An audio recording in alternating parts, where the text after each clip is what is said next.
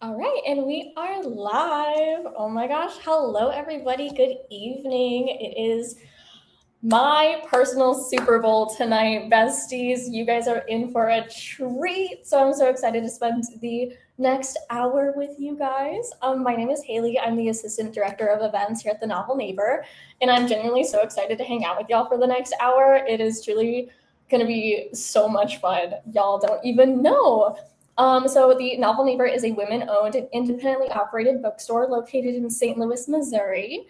And so before we kind of like go in, introduce our authors, I do kind of want to run over the plan for the evening. Our authors will join me here in a second to celebrate the release of Games a Love Story. Little ASMR for you. So towards the end of the event, we will have a audience Q&A. So if you have any questions for Anna Maria tonight, you can drop it in whatever comment section you're watching this on, whether it's Facebook, YouTube, some random one. Girl, I don't know what you're watching this on, but feel free to keep the questions coming and we will read them out at the end of the event tonight. So we're really excited. We have our favorite girly pop in conversation with Anna Maria tonight. We have Tarah Dewitt with us.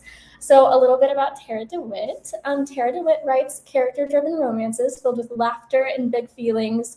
She loves stories centered around perfectly imperfect characters, especially those with just enough trauma to keep them funny, without ever being forcefully cavalier. She's the national best-selling author of Left Over Forever, Savor It, The Co-op, and Funny Feelings, with plenty more to come.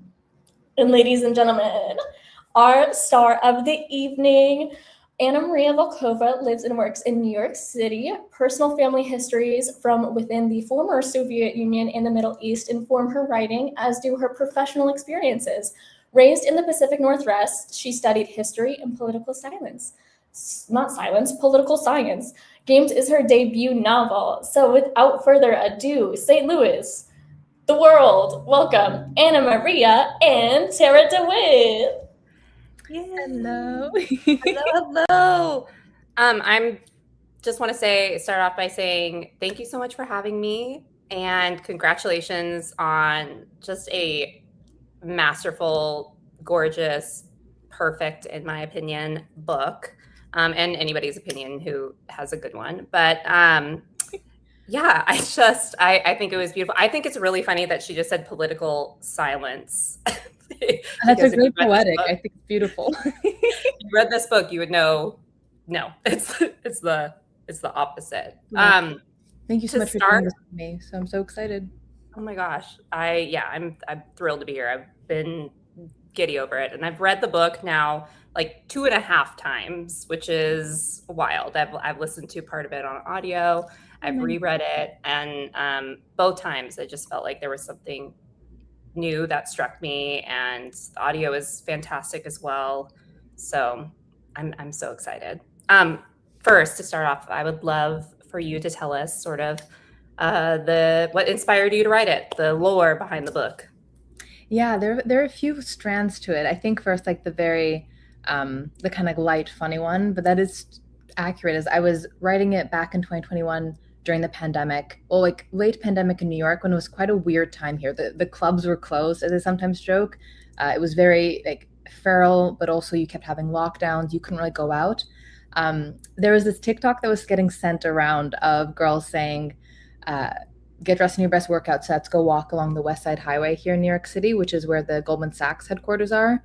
If they do that around 6 or 7 p.m., it's Goldman hour. You'll find like husband material. And my friends had sent me that TikTok, and I said, like, any man leaving this building at that early in the day is like not worth your time at all.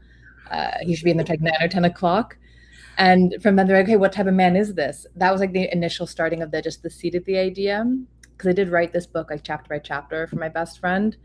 And from there too, it became like a container to also, I think, deal with like the two wolves inside of me that I was sort of grappling with around how did I want to succeed in this world, and what did I think was the way that I would succeed in America, right? I've told this like anecdote before, but when I was very early on in my career and walking down the exact street where one of the main characters' his homes is in Tribeca, I'd like look up at the lofts, aglow at night, and I'd think like if I worked hard enough, if I kept putting these 90-hour weeks, if I kept trying and trying, I would eventually get there. The neoliberal aspect of it, of like this individual can influence the world, bend it to to his or her will to achieve that.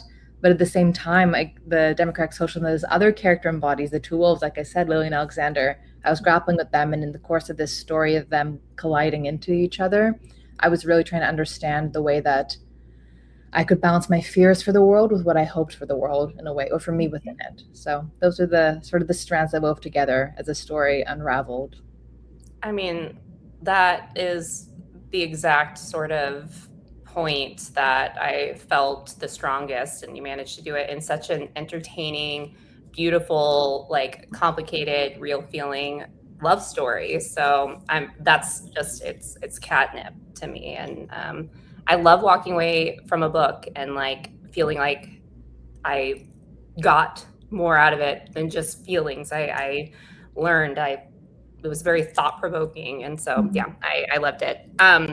I would love to, on that note, talk to you about specifically like the age gap of it all. It always feels a little bit reductive to sort of talk about tropes in a tropey way, but this age gap, where I kind of went into it thinking this would be like something they had to work around. It felt like almost integral to every part of their relationship and the book. So I would love to hear sort of how intentional that was, and why writing a age gap was sort of important to this story. Totally, yeah. I think pursuant to the idea of as I was grappling, like again, those two wolves, who I wanted to be, what I wanted to be, what I felt I had to be. Alexander is the romantic ideal, like lowercase r romantic, but he's also the romantic ideal, like uppercase r, in the sense of like who I wanted to be. Like I think that's much more what I was facing of. Was the type of person, in terms of somebody who succeeded in these capitalist systems to this extent, that I felt or feared, and still sometimes fear, is necessary to be safe, like in this country, right? And along those lines, he therefore had to be older. He had to be certain characteristics about him to succeed in that way. And also, the epigraph of games is from Foucault, and like, to be very reductive and slightly bastardize him, the idea that like no relationships exist outside of power relations. Like you can't separate any relationship outside of that overall web and those dynamics that are going on. I think it renders their age difference looks one thing, and then as you move deeper into the actual relationship of it, reveals other facets of how that's at play. I felt it was really crucial both to sort of have fun in a way on the surface with the what you think you're stepping into with this book, but also to just be very realistic about what she's searching for in life, like what she herself is trying to become or achieve. What's the full like extrapolation of that towards its ends. He embodies a lot of that. And then also very crucially too, for his specific background, Alexander left the Soviet Union in its dying days in the 90s. And that necessitated him being a certain age, right, to have accumulated the experiences that he had to become the man that he is when this book opens up. So I think it's really integral to the book.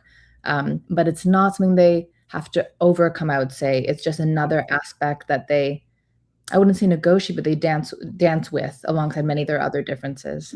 Like we get a little bit of the fun, like the bantery type stuff, and poking fun a little bit at the age gap stuff. But it never feels like, it's not something they have to work around. And in fact, like, I think it becomes just really important from like both ends. Like my perspective as this like young, it could have felt like, oh, well, he's older, so he's wiser. And so, she has to learn that like her perspective is not, completely black and white, but it wasn't that.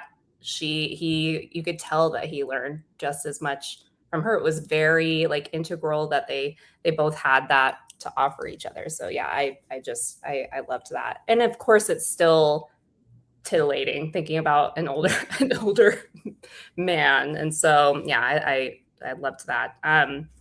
I also think, and that kind of goes into my next question, there's really nothing that these characters don't talk about or that isn't touched on. Like there's religion, philosophy, morality, economics, like politics, everything. And yet nothing felt like it was shoehorned into this book in a way. And I have my own little simplified theories on why that is, why it felt so like natural and again integral, important. But I'd love for you to sort of talk about that. Why do you think it felt so, I don't know, true and real? Yeah, for sure. And then I want to hear your theories too, if you want to share them. But I think the two of them, there's two levels to it. Like on the one level, on a character sense, I think the two of them, they're very different, but they're very similar, and they see the world very similar, just at different stages of life. They have different opinions, different beliefs, but there's something fundamental in the way that they both are looking out at the world, the way that they interact with it through these various disciplines or lenses as ways to like excel, defend themselves, connect with the world. And I think because of that similarity, it's so natural for them, like across so many different plateaus, to be able to reach in that sense. It's also just that's the way that I love to interact with the world. I think that's a bit like the author, like the death of the author not being at play here. Of I love learning about the world through all these different ways and disciplines. It's how I speak to a lot of the people that I love in different ways, different capacities. And I think that came through. And I think the two of them, yeah, they just, for whatever reason, as this story was like unfolding on the pages I was writing it, it was so natural as I was asking questions for it to come through in these two characters, not in a way that felt like I was self-inserting, trying to grapple it there, but at a deeper level, something more was moving through these two together.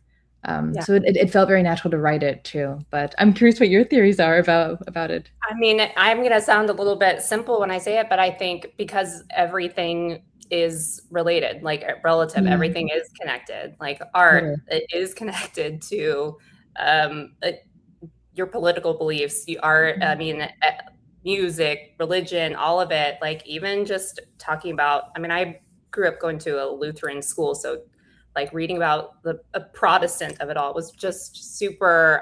I was engaging with things I haven't engaged with in years, and felt like I was really, really firing on all cylinders. And this isn't a question, but like a comment. There's this, like, I think one of my absolute favorite parts is probably a little bit of an understated part in the book, but when Alex says like, no, I love talking to you. You like are so full. And I sat and I at the first time I was like, how do I feel about reading this book like right now? It's so thoughtful and thought provoking. And I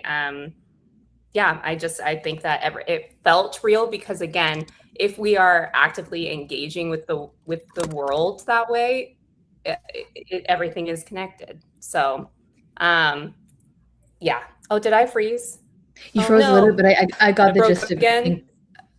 You were kind of in and out. I think I got the gist around like that Sasha line where he speaks about her being so thoughtful, and the sense of like he appreciates that in her, and that coming like pervading other aspects of the book too for you. I think you're giving me a very lovely compliment for the book. Oh, I did. I just was saying that that's how I felt about the book. I felt like thank you. This book is so thoughtful and thought provoking, and I loved experiencing that. And I just think that, when we're engaging with the world that way, everything is connected. And so it was very easy to watch these two people who are, very alive, very engaged, and it felt natural for them to have these conversations and to, care about all of these things. So yeah, I love that. I also wanted to talk about the astrology quips and nods in this. I adore that we go super like fundamental on other things, and then now we're talking about astrology and on another section. Could you break down their star signs? Because I think it's so interesting. Yeah, no, it's fun. Somebody also asked us yesterday at the event we did here around like, did you know what they were going to be when you set out to write them? I knew in a sense that he would be like, just personality wise. I start from the idea that Alexander's a Capricorn, and then an Aries rising and a Scorpio moon, and aspects of that came together just as I was like piecing it, because some of that you can't just like futz around. You do have to figure it out based on when he was actually born. So he's like he has a lot of ambition, a lot of discipline, like a darker internal world. can appear quite charismatic and strong, but hides certain things. And I think is caring is kind of the like co-star reductive version that I would do of all that. Then Lily is a Gemini sun. She's a Leo rising and a Sagittarius moon. So someone's like very different from him in that sense, like restless, very mentally agile, very perhaps does not feel safe staying in one place, constantly has to move around. Also very charismatic, allergic to boredom. I think Geminis get a very bad rap. I think both Geminis and Capricorns get bad raps, but those are the I knew what they were going to be, like their forward signs in that sense, and the rest of it came together really beautifully, actually, in the sense of being able to discover who they were based on the birthdays that I picked out. So it was a very fun thing. I love it. That's something that I kind of rely on when I'm writing my characters to know them, is discovering what they're. I lost Tara. I'm not sure if other people did too.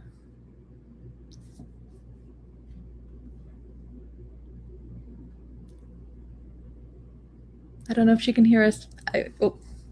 Yeah, she's frozen. I can hear.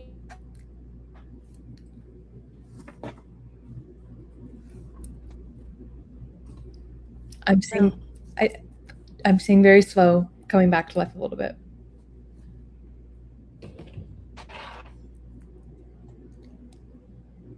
Mercury is in retrograde, as I was saying, so this is topical to astrology. You're much clearer now, Tara.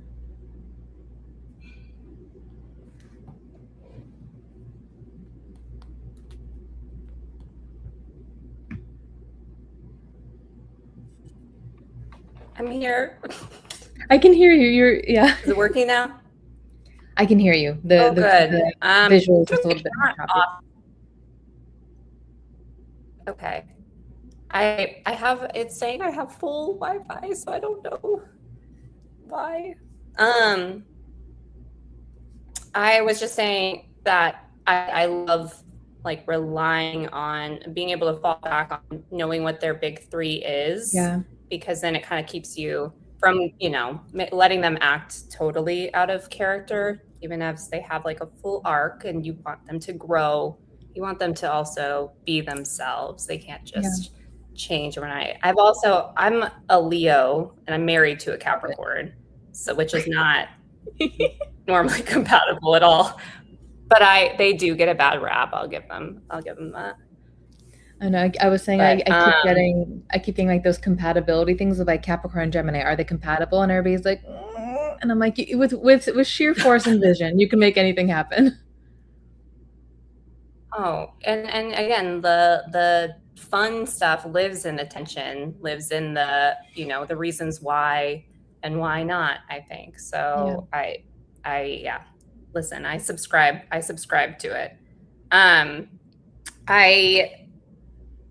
The other thing I wanted to talk to you about that I accidentally skipped over. I don't think it's a spoiler because we go over it in chapter 1, but Lily is an orphan. I would love to know. I found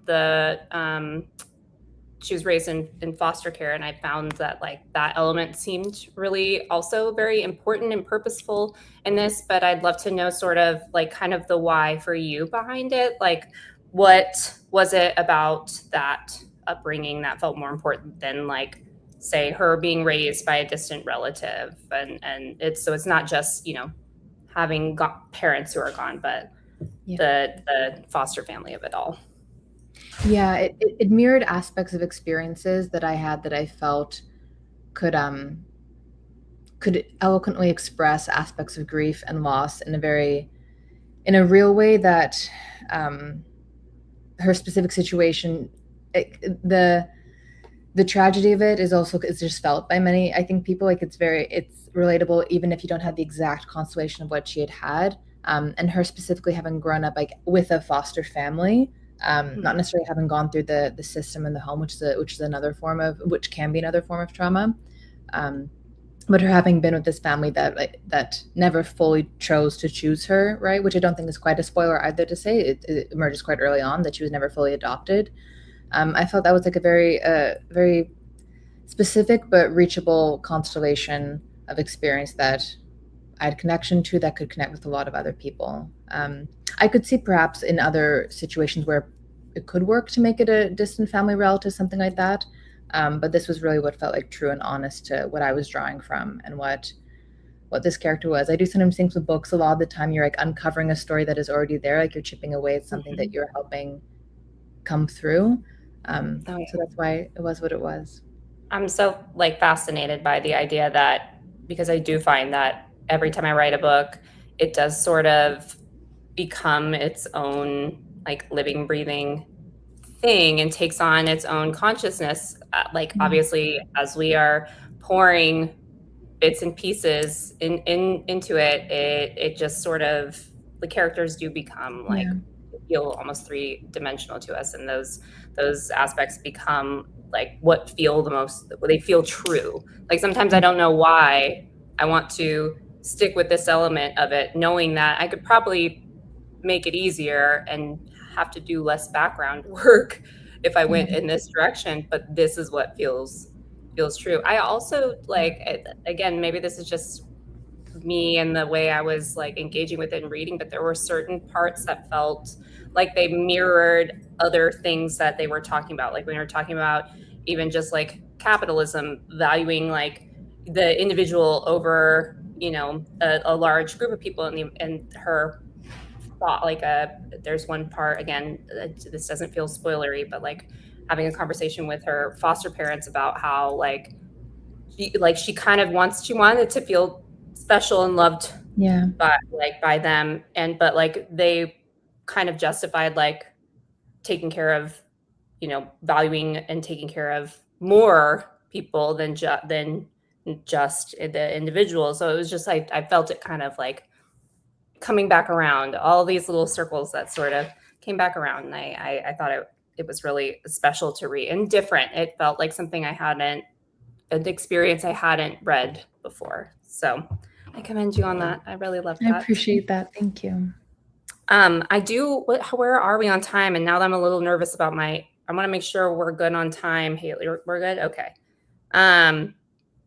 I also wanted to ask about and talk about the grief element in things. I mean, we could talk about grief all day, but especially with how it ultimately like teaches you whether or not vulnerability is worth it, and how you kind of have to, the characters have to, the only way out is through. And I think that's sort of what specifically, you know, Lily has to go through. But I'd love to hear you talk about how often and how like intentional you were about showing her grieving process the whole way through. Yeah. It's interesting because that's one of those things that when I set out to write the book, I didn't yet know what it fully was when I was writing that very first chapter, and then it pretty fast revealed itself to be a very integral part of her, the grief that she represses, that she's both like running away from and running away to. And that comes out a lot, I think, early on in the book, right? Sex scenes are a big part of this book, which I always find so funny whenever I do conversations like this, which are so lovely, but we almost like come to those later on in a way that I perhaps like arrogantly am like, because like I think they're working well as character work, so that we want to have the conversation about the character. But the sex scenes are such an important part of games in the way that they are every time trying to push the characters further into something. And so to that extent, in the first like good chunk of the book, throughout it all, but especially in the first half, Lily's very actively, her relationship to her grief is one of repression. It's one of running away.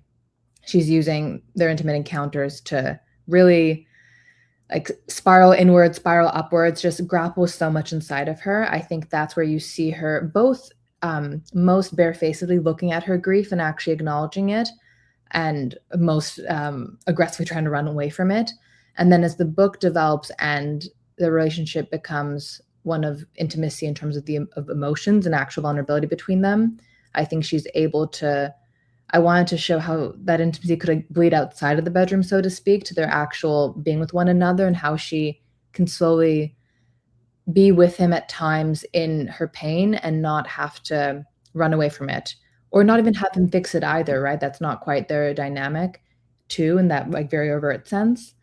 And then she eventually, yeah, she has to move through it. Like she has to go through, I don't know if one has to go through suffering. That's something they argue over, the necessity of suffering, but she just has to let it move through her as opposed to running away or running to. So Well, and then like it ultimately comes down to like, when are you literally the most vulnerable and is you're naked and somebody's inside of you like that. I mean, so that translates into like her emotional vulnerability too, and like being in a position where, yeah, you don't have anything keeping you from processing these things and from yeah, facing them, from feeling them.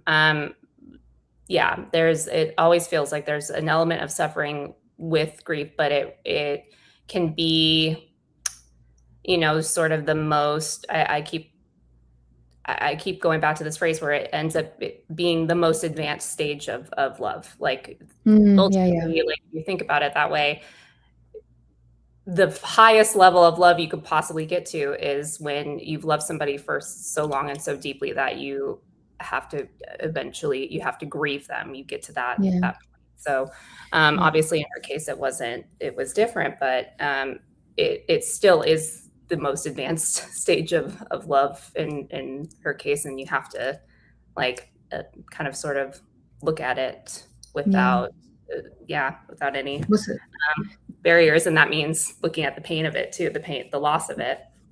Yeah, there's that quote. I think this was actually Andrew Garfield quoting someone else on a Stephen Oh, Colbert show, which sounds so cringy, but Stephen Colbert does some wonderful work around grief, or talking about grief a lot from his experience with his family. But the idea like grief is love that you haven't been able to give to that person, or that all the love that you want to give them, which I thought was a beautiful way to put it. So something about like what is grief but love persisting, or yeah, yeah, whatever. It's yeah. yeah, I don't remember the original thinker that he's quoting, but it stuck with I don't me. either. But it is one of those things that you're like, oh yeah, it is true. Even if it Yeah, sounds like a line, it makes the most sense. yeah. I would love also, are you I guess I want to know what is sort of, there's so many things that I took away from this book, obviously, but organizing my thoughts has been like, I feel giddy anytime I try to, but what is the biggest thing that you hope readers take away from it? I mean, it actually flows well from just that topic. I think the idea, she says it, or a character says in the book one point of like a prophet doesn't need to be a measure of loss, which is very much how she thinks. It's very much how he thinks too throughout the book. It's also his business as well. But that sense of it's such a hard mode of thinking to get away from. And they haven't solved it or arrived there. They've just started the very first step of maybe thinking that any good you have in the world doesn't just mean it's this trove of that can be taken away from you. And like the uncertainty isn't dark only, like it can hold potential and possibility. I think the last page of Games is very hopeful and open in that sense, and that's really that feeling I want to persist after the book is closed. Yeah. It and speaking from experience, I think it does. I think it does, especially because it is so earned Mm. because of everything they go through. Are you allowed or able to give us any hints as far as what you are working on next? The next book is very real, and some people do know what it is. Um, there'll be more soon. It is very real. And then after that, I do have like a series that I'm very interested in, another book too that I am excited for. I love writing's like how I digest the world, so I'm excited for all those stories to come. But there is a book, and it is real. Oh, good. That's all I care about. I can't wait to read more. Haley, are we ready for some audience questions. We are ready, divas. All right, friends. If you have a question for our girly pops, Anna Maria and Tara, now is the time to put them in the comments section. And we do have a few already loaded up here. So this book is so robust with so many different topics. Did you have to do any research for it? If so, what was that process like? Yeah, I think the first starting point was that I was just this like my uni education was unusual in the sense that profs were very I love my profs, but they were very stringent about you cannot just do history or poli sci. You need to be as broadly across humanities and sciences too as possible to piece it all together. So I'd done a lot of the reading of what they talk about back in college, even predating that, is just the way that I love to understand the world and go through all this. When I was writing it too, I was revisiting a lot of those old annotated copies, and also the Stanford Encyclopedia of Philosophy on the internet, one of the true treasure troves, in terms of when you want like a quick fix of what did Marx say in that one specific book.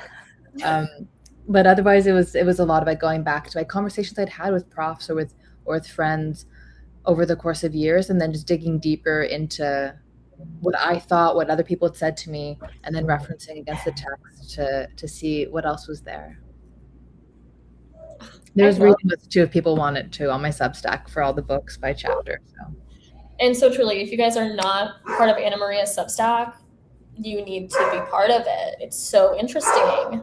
Okay. Art plays a huge part in games. What is your favorite piece discussed in the book, and why did you include the artwork thread? Yeah, it's hard for me there are three paintings that stand out to me in games. It's the Cy Twombly's Lead and the Swan is like the very first painting that's shown in games. It's in Alexander's apartment, the first chapter. And then both of them have favorite paintings in the Met in a later on scene. One is a Madonna and Child rendition, like a very classic piece. And then Island of the Dead by Backlin, which is classic in its own sense too, although centuries later. I love both of those paintings for their like resonance and what they say about both the characters, which is also why I think artwork was such a strong thread throughout the entire book, for me at least, of you standing side by side with somebody in a museum can be one of the most intimate, beautiful ways that you can connect with someone, like laughing, sadness. There's just so much there, in silence too. And I wanted at times this book to convey that feeling of like standing beside somebody in a museum as you're talking and walking through the rooms. I do think art is like one of the most like romantic things that you can like go as a couple and view. So I also really love the art aspect of games. We're gonna take a 180 here, and I think this one's I think a lot of people like to say that communism works in theory, but would never work in real life.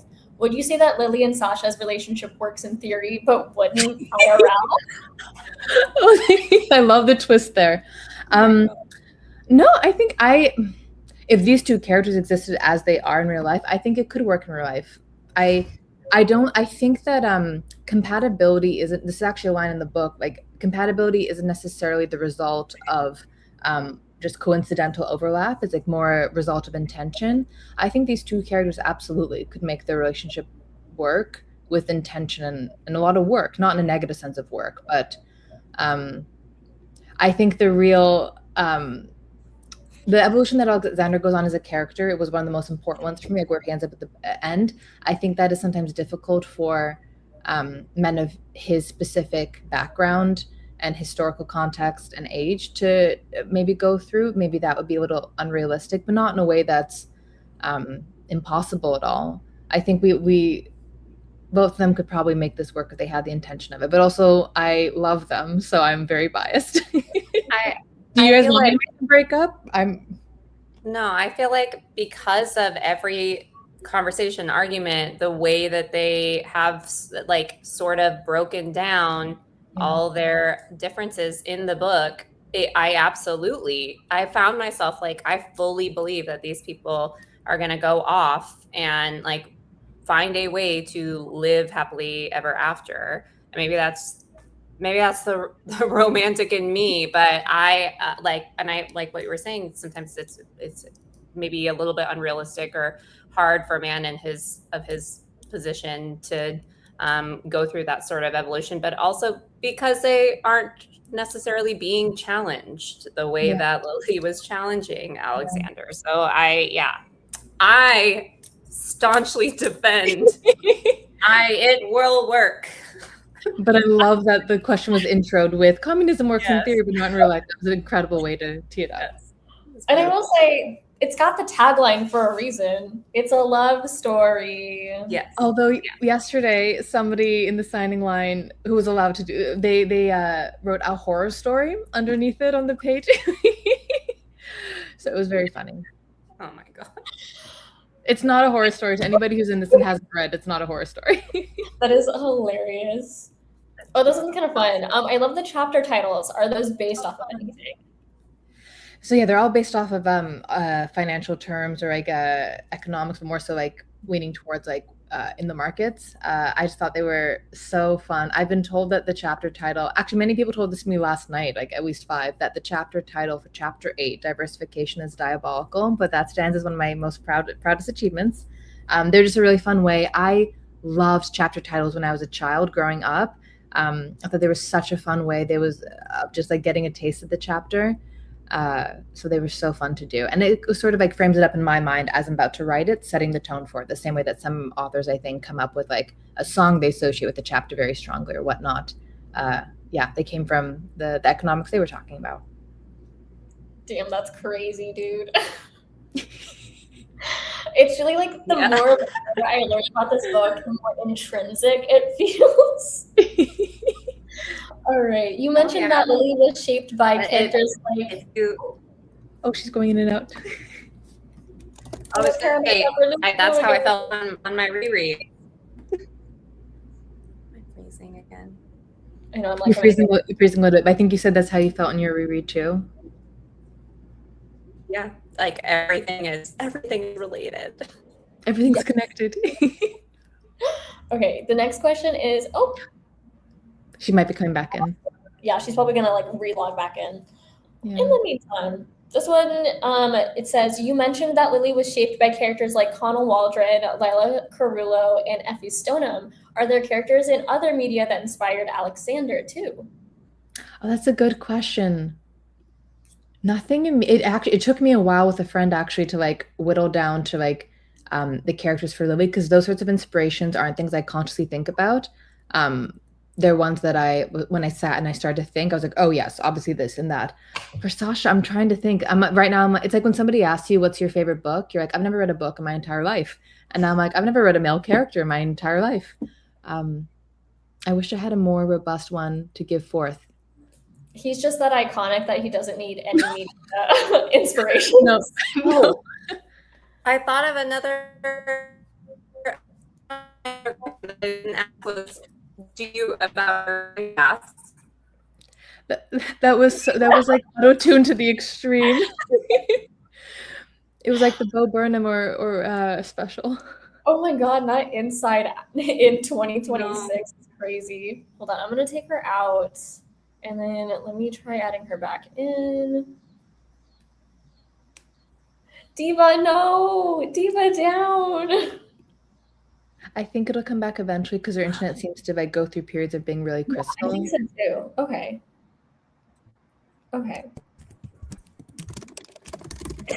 Us furiously typing on our computer would be like, Tara, are you okay?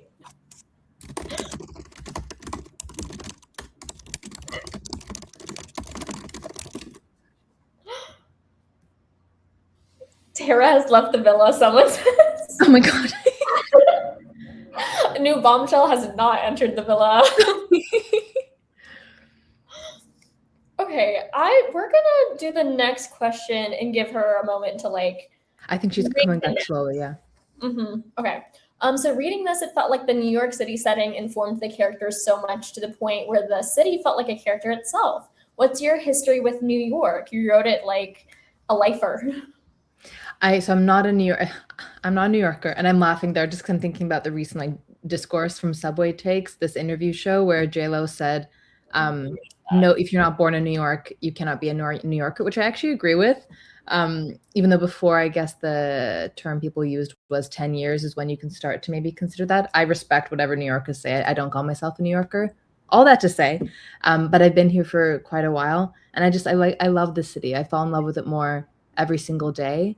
And going back to the origins of how I was writing the book, right, in 2021, when we were vacillating so wildly between lockdown and then this like feral summer energy in the city, the writing of the book was a way to reconnect with the city that I love so much when it was out of reach.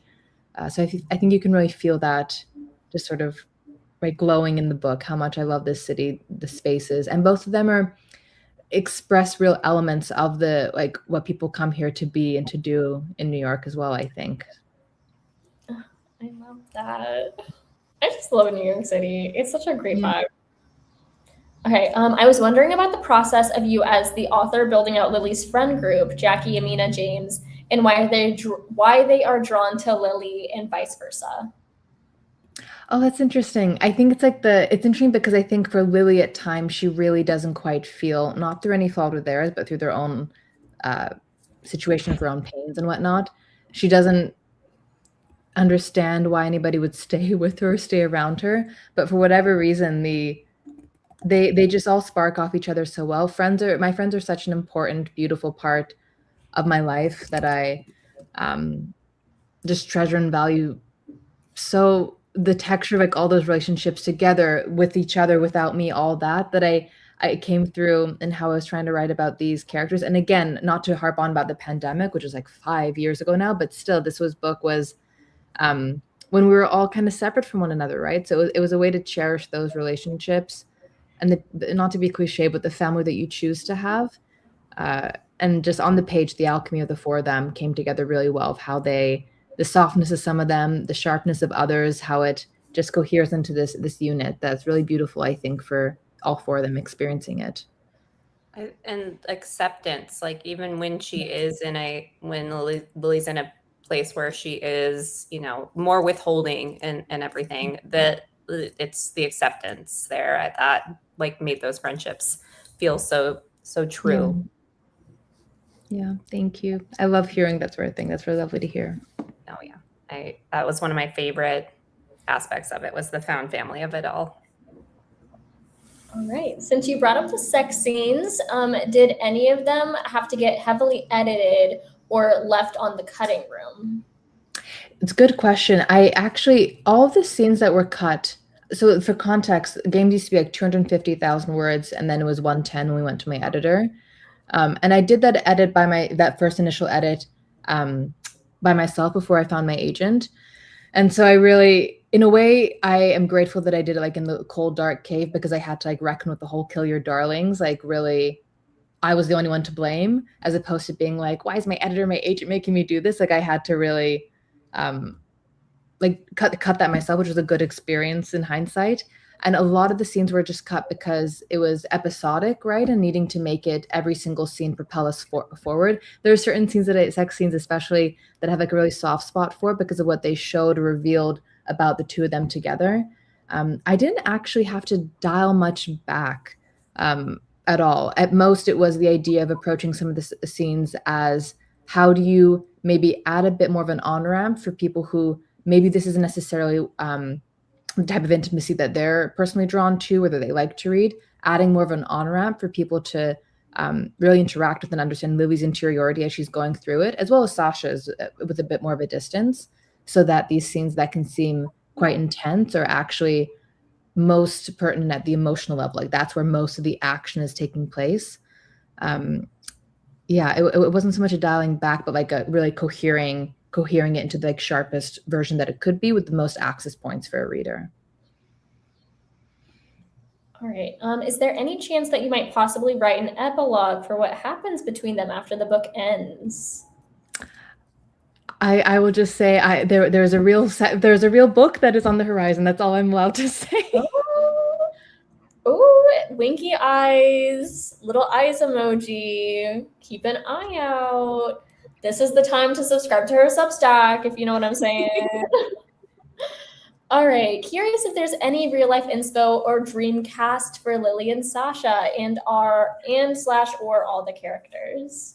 That's so fun. I want to hear everybody else's like fan cast. If people want to tag me them, I love that sort of thing. I'm a very visual writer, and I bring that up just because I've discovered recently that some people don't see any images when they write, but I am visual, but I don't see their faces to like the sharpest degree. My only fan cast that I'll give forward, because I'm vehement about this one, it's not going to happen, is Callum Turner when he was blonde in that rowing movie is my fan cast for Jamie. And I have no shame saying that. Niche So. poll. Oh, but Tara's like, now, oh God. Now I want a Jamie book. But other than that, I'm so open to anything. I love this book. I love the ideas that people have for this book for the characters. I already told you mine, but I really got stuck on John Bernthal.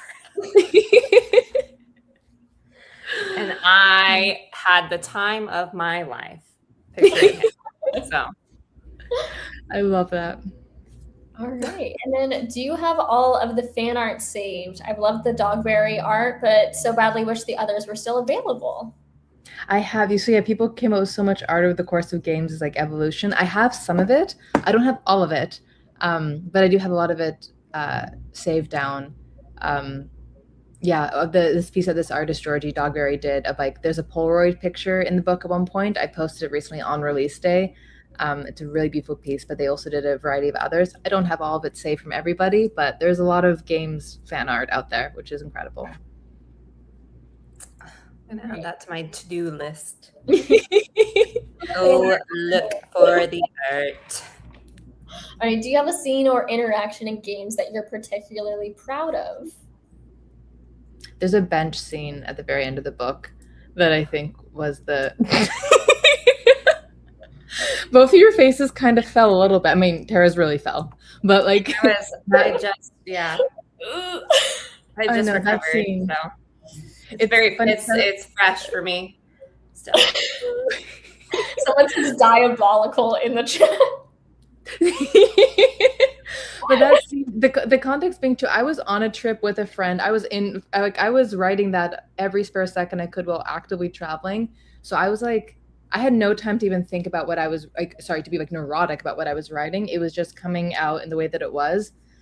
So it was challenging in that sense, but it was kind of felt like flying in a way of, it was what it was in the best possible way in terms of excavating. But I'm proud of that scene for sure. And boy, is it a doozy, you know? Like, yeah, I bet you're proud. Bet you're proud. Like me and Tara are like having a mental breakdown over here. Like, You're fine. It's fine. It is extremely, extremely well done. If you can't tell, it's very visceral for us. This is delightful to me. Yeah. All right, moving on, divas. This book has a lot of politics, economics, art, but if you had songs to correlate to the book and to Lily and Alexander, what would they be? I love this question. I have a whole playlist that up on Spotify for Lily, Alexander, and then for every single chapter, because that's a big part of just like of how I ideate about scenes before I sit down and write them. I think the main song for Lily recently has been Lilith by Halsey. That's one I've been listening to the most for her, which is a good one. But there's so many other ones. There's a lot of like Banks or whatnot, and then there's just so much there. For both of them, I'm trailing off because there's just so many songs that speak to both of them that are very specific to like the very lighthearted parts of it, the darker parts. Glenn Gould did the Bach Goldberg variations when he was in 1955 and 1981. It's a piano piece.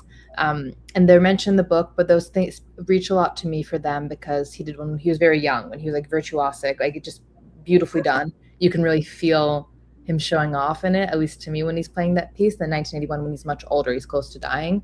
And I just kind of see some elements of the two of them in that contrast of like the two, this one song played in two different ways, or as the kids would say, same thing, two different fonts, or however. But there is a whole playlist if people want to hear the stuff that is up on Spotify. But that's kind of the most cohesive answer I could give. Mm-hmm. Oh, this one's really fun. Would Lily be rooting for Morocco, Egypt, and Sasha, France for the World Cup? I feel strongly about this because I'm nervous for tomorrow's game, and because Egypt. There's this hilarious tweet about Egypt wasn't robbed, but they sure are on display in like the British Museum right now in terms of how what happened yesterday with that horrible match. That was not fair. But I'll stop now. I think Lily would be very enthusiastically rooting for Morocco, despite having no Moroccan blood in her. Then I think she'd be rooting for Norway and then France, in that order. And Sasha, somebody asked me if Sasha has like a Premier League team. Sasha, I don't think would care about sports unless he like had a son eventually who was very into sports. I think Sasha's just there to support what she's into here. Imagine Imagine he was like Argentina, she would probably kick him out of the house. So And that's so funny, you guys, because my lore is that my partner is from Argentina. No way. And that's lore. Oh my God. I do feel like if Lily and my partner met, they would be like at each other's throats. Like, that's such a terrible game. And my partner would be like, no, it was fair and square. Okay. We're gonna move on. Loved the games reading list when I read it the first time. What's one book besides games you think that everybody should read? Oh, that's a good question. I'm thinking in terms of fiction. I've been on like a fiction like hiatus recently, just while editing. I can't do both at the same time. But the book that I was rereading most recently, I do love Elena Ferrante's Neapolitan novels, like My Brilliant Friend, and they're top of mind just because they're a summer novel. Those are funny books because the covers are chick lit, which I do this because people criticize them for that. I don't think they're necessarily ugly covers at all, but she's playing a lot with what she's subverting and also speaking about when it comes to women over the course of the long European 20th century. I think those books are incredible. And even if you don't like them, they're like good things to react to see how you respond. I don't know that's my like be all end all, everybody must read this, but it was top of mind because I was looking at it as like when I can return to reading. It's a very beautiful story to move through with these two women over the course of their entire lives through post-war Italy. So actually Das Kapital, I would say everybody has to read. Everyone needs to read it now. Yeah. Do you have any writing rituals? Oh, being neurotic, spiraling out. One of my best friends calls it the trough of like when I'm like, I've never written anything good in my entire life. More seriously, I think the closest type of writing ritual I have is like on my morning walks, I will always, when I'm writing, I'll be listening to music and like actively thinking about it and like doing thinking out all the scenes and the dialogue in my head. And other than that, I just sort of make myself sit down every single day to like suffer sometimes, but sometimes it's beautiful. You just have to be there, and as long as you're there, one day you'll get a day that's good at one point. So, but it's important to be neurotic as well to be a writer. You'll get that good day, and the next day you'll be like, "Wow, this is shit." Yeah. What's your writing ritual? Oh God. I mean, the thing that comes up all the time is that for some reason, whenever I am writing my sex scenes, I've personally never been uglier or grosser. That's kind of the only thing that has, the only thing consistent with me is that I've been pretty inconsistent, is that I don't have an office. I'm writing there, I'm writing here. I take this to, a local cafe. I don't have a space I need to move around. But the only thing that has been true across every single one of my books is that I personally have never been grosser, uglier, nastier than when I am writing sex Oh my scenes. goodness. For whatever reason. When I get there, I'm a goblin. And that's girlhood. Exactly. All right, I know the chapter by chapter book list exists, but do you have in mind any particular authors Lily and Sasha would favor? I think Cancer Word by Solzhenitsyn is probably the book that by the end of it for both of them, at this specific point in their life, they'd probably point to as like the book that most speaks to them. Him for like a very long standing time, and her because she started reading it in games. I think that's the story that for both of them really comes to mind for like right now. So love. Did you always know the ending? yeah, from the very beginning, I knew the ending. I knew all the major beats of their entire story, like into 3 weeks of writing it. Yeah. There's one last crazy question that I think will be a fun one to end on. Oh no. What are Lily and Sasha's last meals? I thought you can be like, give me like a what would be last meals? Lily just like is like screw veganism and she's like, oh, I need a hamburger right now. I could imagine that. I can body that right now. A I hamburger know. with a bone with bone marrow sticking in it. Yeah. Or like a really, and Sasha would just probably like a really nice glass of wine, like sipping it over the ocean and like Cassie before he dies. Wow, he's so fucking pretentious. I love it. Okay, but like what kind of wine? You see, I don't actually like red wine, so whenever I write the red wine scenes for him later on, I have to like dig into the research of it all. And also like she makes a joke at one point about like Chateauneuf de Pape red wine in France. Ugh, I sound so like anti red wine in that, but he has his favorites. I think he thinks more in terms of like appellations of it all.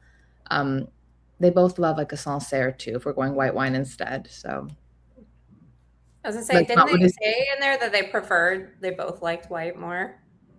I think so, but I think for like close to death, he wants to be really dramatic with it and go like a red Okay, there wine. you go. That makes sense. Yeah. That's so fitting for both of them with just like chaotic, unhealthy last meals. Yeah. Yeah, and they're both smoking as they do. Yeah. And honestly, what a way to go out. Exactly. I love Okay, that. besties, that is all the time we have tonight. I'm so sad. But Thank you if for- you, Sorry for cutting out. oh no, Diva, you're so fine, as is the internet, you know? But if you haven't picked up your copy of Games, you can purchase your copy at one certain independent bookstore. And besties, we know how to use the mail because I don't know about you. If you don't have this book sitting on your shelf, you're square, and I will be tracking you down and giving you a copy of this book. Don't you worry. So like Games is available now everywhere. And then Tara, what is next from you that you can tell us? Oh, my next book comes out on August 4th. It's called Lost and Found. It is the third book in an interconnected series, and it's kind of my farewell to this little town and this family with all their problems that I've written. So So just everyone, under 1 month away. just yeah, wild. Under 1 month already. And same thing as well. Y'all can get those pre-orders in because we are also doing a fun pre-order campaign for Tara as well. So you get some like little extra goodies with your order. There is a link at the bottom of the screen. Thank you guys so much for tuning in on this lovely Wednesday night. I hope you have a good rest of your night. And Anna Maria and Tara, thank you so much for joining us. Yes, Thank you for guys having so much. me and for letting me yap with you about this beautiful book. Thank you so much. I can't express how appreciative I am. All right, everybody. Have a good rest of your night. Bye. Bye.